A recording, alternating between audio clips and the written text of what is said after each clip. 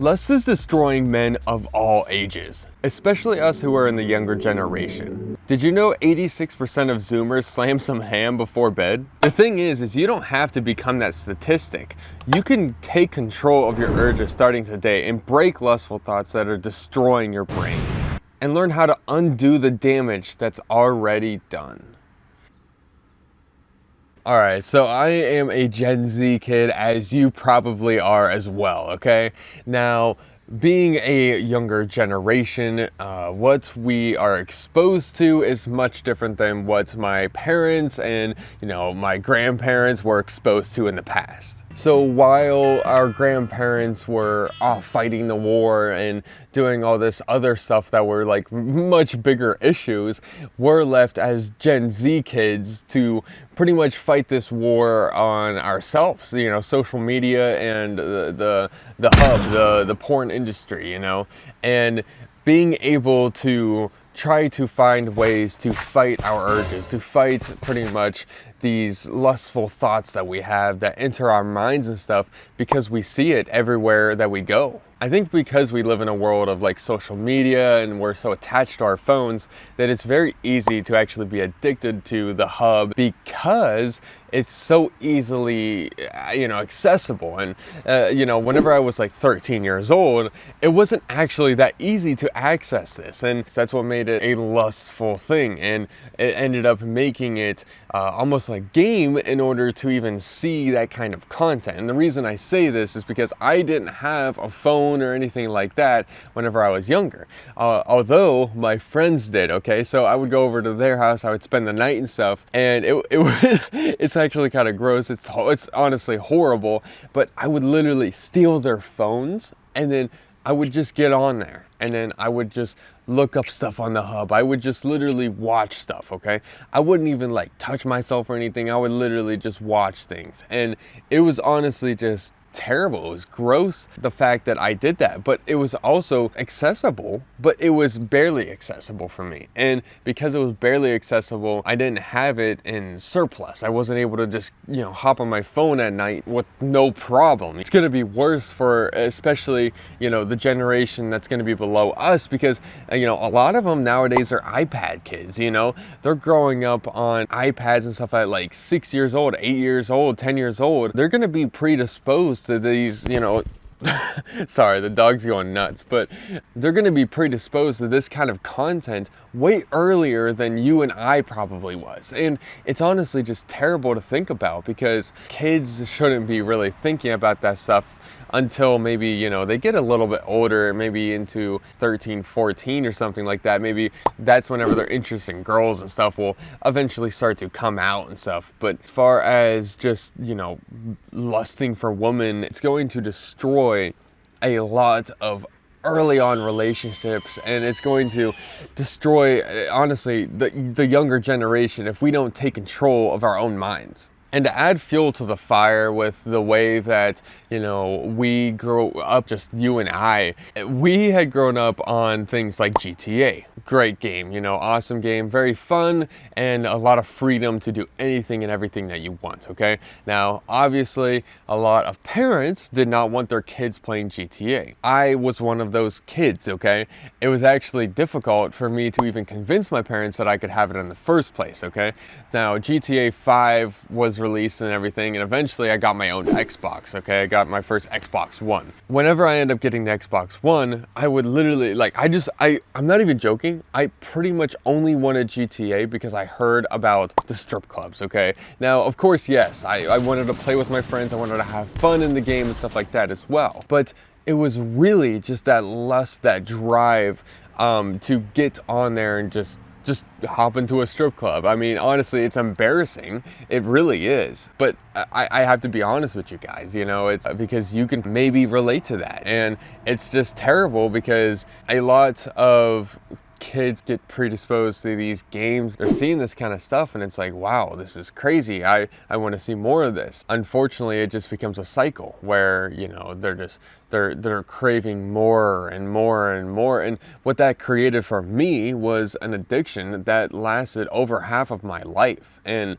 it wasn't until just recently in my life that I've been able to actually cut this addiction and actually be able to start breaking it.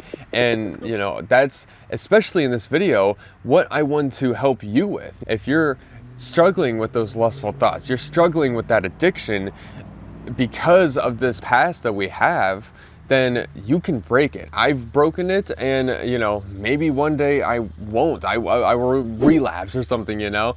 It could happen, but it's the fact that I'm putting in the work. I'm taking control of my mind, my brain, and I'm not allowing my thoughts to actually destroy me. And you can do it too. To simplify how you can actually kind of fix this, I want you to understand this first, okay? This is kind of the way that I thought about it, and I figured this was the best way to actually explain the reason or the thought process as to how we look at the hub and how we perceive our lustful thoughts. It's pretty much a very, very simple way to think about it, and if you can understand this, you should be able to actually take some steps and some measures to actually start to develop a better mindset and start taking more control of your brain. First, you get on the roller coaster, and that comes with the risk of never leaving, which is the same as discovering the hub. Then you slowly build your way up to the drop, which is the same as the anticipation you might feel before finding a video or any kind of piece of content. Then whenever the roller coaster reaches the top, they end up holding you for a second before they end up releasing you down the drop.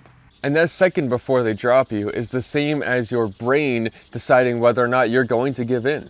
The thing is you have to control that anticipation, okay? The anticipation of going up. You're already on the roller coaster ride. At this point, what you have to do is control those urges before you actually go up, okay? Because once you reach the top and then you're at that point where they're gonna do that, you know, few second and then all of a sudden drop and release you, that few second, right, is very, very difficult to decide whether or not you're going to give in or not, okay? Because you already have the video ready, you already have the lotion out. So you're pretty much already ready at this point, you're just going to do it. So giving up at that point is just very, very difficult. So being able to control yourself at that anticipation, you know, that moving up, if you're able to go up and then just start declining back by using things like meditating, journaling, or distancing yourself from social media, these are all ways that you can make yourself be able to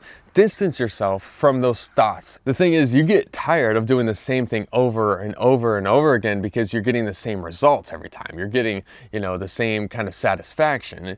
You know, if you ever played Far Cry 3, that's how you go insane. That is the definition of insanity, is doing the same thing over and over, expecting a different result. You're not going to get a different result. Your nut is going to be the same. If you're the kind of guy who's like fapping 5 days a week, I can guarantee you'll have better success than another guy who's not meditating, who's not like actively distancing himself from social media. Even if it comes down that you're only doing it like 2 or 3 times a week, if you're like a crazy addict like I was, then you will be able to actually overcome it. It's just gonna take a lot of time, a lot of effort. You're gonna have to go in it for the long game.